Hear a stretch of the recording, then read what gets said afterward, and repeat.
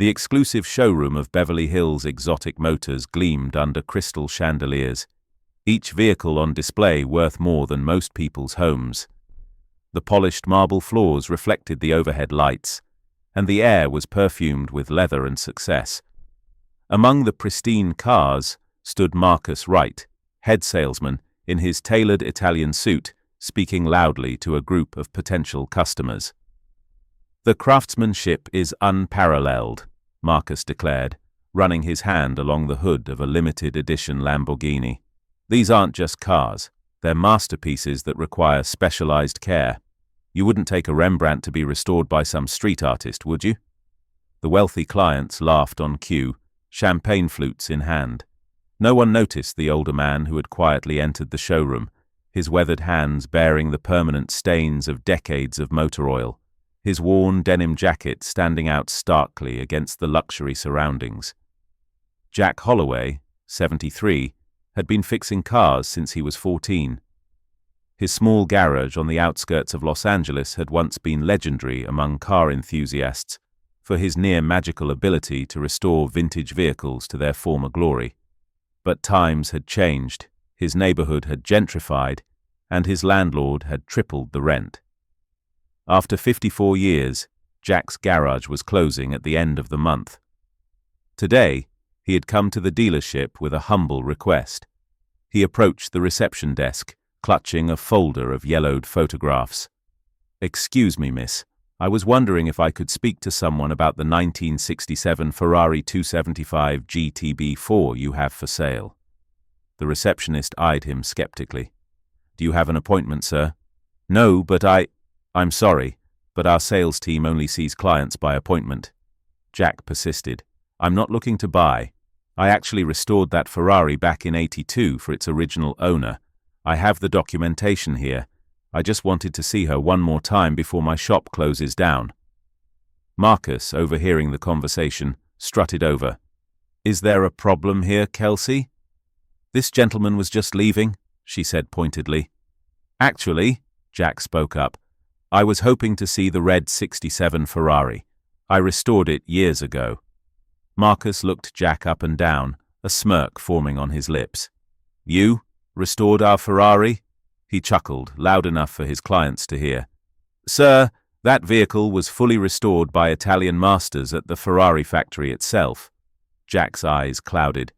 "No, that's not right. I'd know my work anywhere. The custom brass fittings on the dashboard, the modified carburetor system." "Listen," Marcus cut him off, voice dripping with condescension. "I appreciate your enthusiasm, but this is a place of business. That Ferrari is worth $3.4 million. It wasn't restored in some backyard garage." The wealthy clients had gathered around, amused by the confrontation. Jack stood his ground, dignity intact despite the humiliation. "Every car has a story," Jack said quietly. "And that one has mine in it." "Security," Marcus called, flashing his perfect veneers. "Please escort this gentleman out." As a security guard approached, a deep voice spoke from the doorway. "I'd like to hear the story." All heads turned. Standing just inside the entrance was Keanu Reeves, dressed simply in black jeans and a leather jacket. The room fell silent as he walked across the showroom, his presence commanding respect without effort. "Mr. Reeves," Marcus stuttered, immediately abandoning Jack to approach the actor.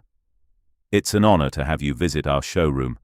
Is there something specific you're interested in today?" Keanu ignored him, walking directly to Jack. "You were saying something about brass fittings and a carburetor." Jack blinked, momentarily stunned, then found his voice.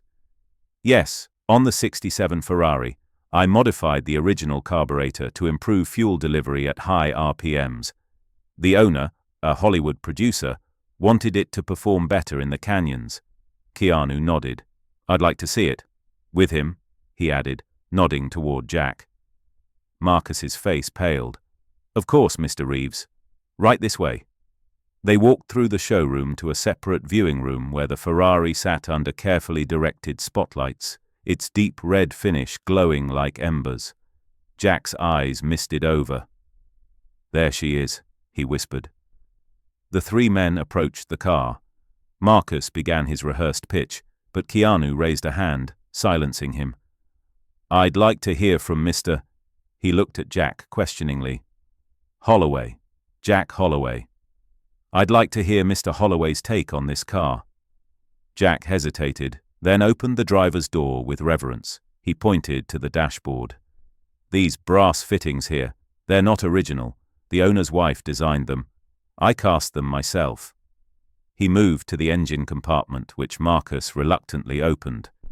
Jack pointed out subtle modifications, unique approaches to restoration problems, and finally, in a hidden spot under the hood, he pointed to tiny engraved initials. J.H. I signed all my restorations. Just a small mark, nothing that would affect the value. Keanu leaned in, examined the initials, then straightened and looked at Marcus. He restored this car, Marcus sputtered. Mr. Reeves, I'm sure this gentleman has worked on many cars, but our documentation clearly states. Your documentation is wrong, Keanu said simply. He turned to Jack.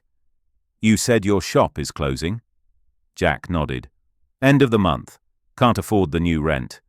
54 years in the same location, but that's progress, I guess. Keanu was quiet for a moment, thinking. Then he asked, What will you do after? Jack shrugged. Not much call for old mechanics like me anymore. Everything's computers now. I'll figure something out. Keanu turned to Marcus. I'm interested in buying this Ferrari. Marcus's face lit up. Excellent choice, Mr. Reeves. I can get the paperwork started right away. On one condition, Keanu continued, his expression serious. Mr. Holloway here needs to inspect it thoroughly first. I want his assessment, and I want him to explain its history to me. The real history. Marcus's smile froze. But that's my condition, Keanu said firmly. Over the next hour, Jack walked Keanu through every aspect of the Ferrari, his knowledge and passion evident in every word.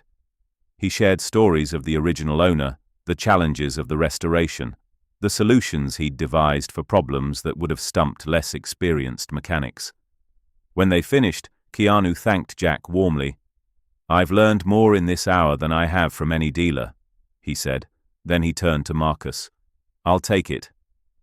The following week, Jack was packing up his tools when a truck pulled up outside his garage. To his surprise, Keanu Reeves stepped out, followed by a team of people carrying equipment. Mr. Holloway, Keanu greeted him. Got a minute? Confused, Jack nodded. Sure, but as you can see, I'm packing up. About that, Keanu said. I have a proposal for you. Inside the cluttered office of the garage, Keanu explained his idea. He had a collection of vintage motorcycles and cars that needed proper maintenance and restoration. Rather than trusting them to dealers who didn't understand their history, he wanted someone who respected the soul of each machine. I'm not offering charity, Keanu said, noting Jack's hesitation. I'm offering a job, a partnership actually. I bought this building yesterday. Jack stared at him. You what? I bought the building. The rent stays the same as before the increase. But I want to expand what you do here.